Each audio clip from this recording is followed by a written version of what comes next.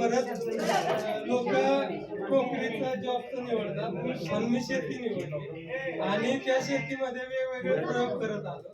प्रयोग करता करता कंपनी म्हणजे अष्टभैरव फार्मर प्रोड्युसर कंपनी या नावाने मी कंपनी केंद्र सरकार हे इथलं फक्त रीनाला माहित असेल यात म्हणजे त्यात काय अडचणी काय काय पूर्तता करावी लागते कुठल्या कुठल्या जात काठी आहेत शासनाच्या हे सगळं तुला कळलं. तुम्ही नाही जाणार का?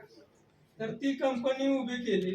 त्या कंपनी उभी करताना अशा मला पण अडचणी आल्या. असं झालं मी तू कशी डायरेक्टर मी असे डायरेक्टर नेमले 5-6 असं झालं माझे 4 डायरेक्टरच पडून गेले.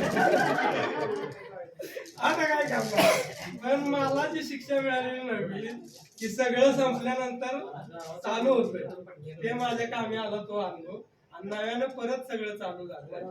आज जोपर्यंत म्हणजे एक मोठेपणा नाही सांगत पण 15 टनाचं सोयाबीनचं बियाणं माझ्या कंपनीचं तयार झाले.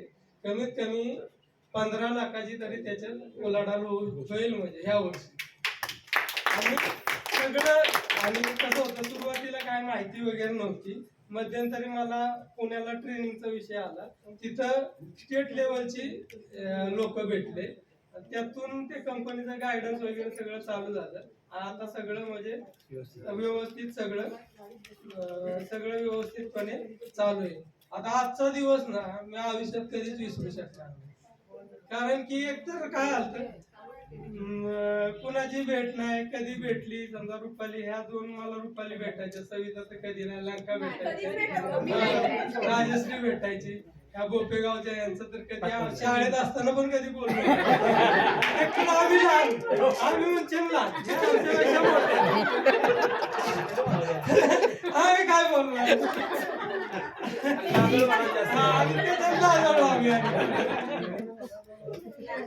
तो दिवस आणि ते दिवस खरंच म्हणजे आणि असं समजायला नको की आपलं गेट टुगेदर आज संपतंय हे संपत नाही आजपासून हे सुरू झालंय.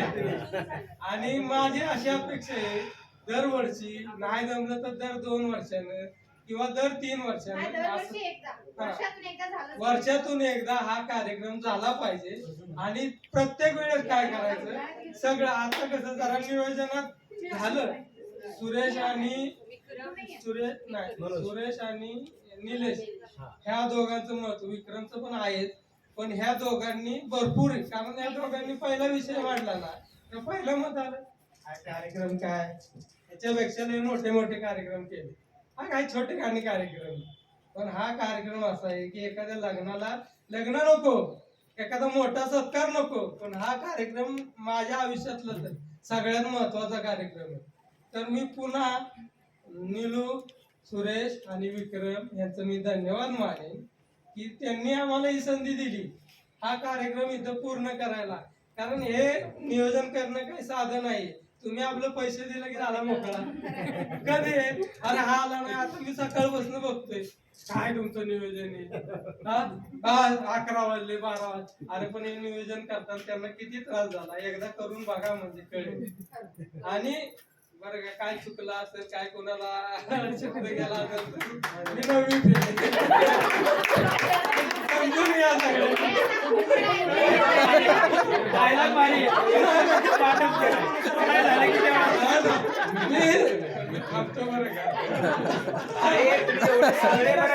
सगळे शिकला की झालं तरी पण तुम्ही नवी पास नाही पण तो नवी पास असून तुमच्यापेक्षा फार तो 1 नंबरचा उत्तम नवीन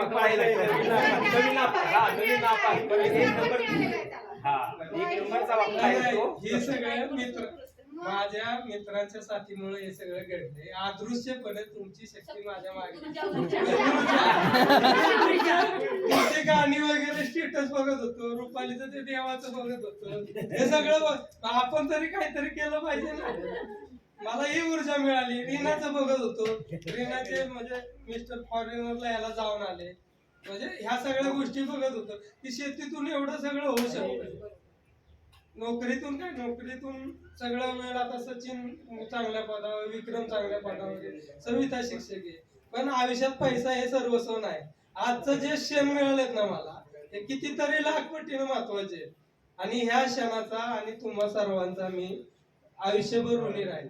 आणि समजा शेती ह्या विषयात म्हणजे कुठल्या असू दे, तुम्हाला कुठली अडचण आली का आली, मला जेवढं ज्ञान आहे त्या ज्ञानाचा पुरेपूर वापर करून मी मदत करण्याचा प्रयत्न करेल. धन्यवाद. मी थांबतो.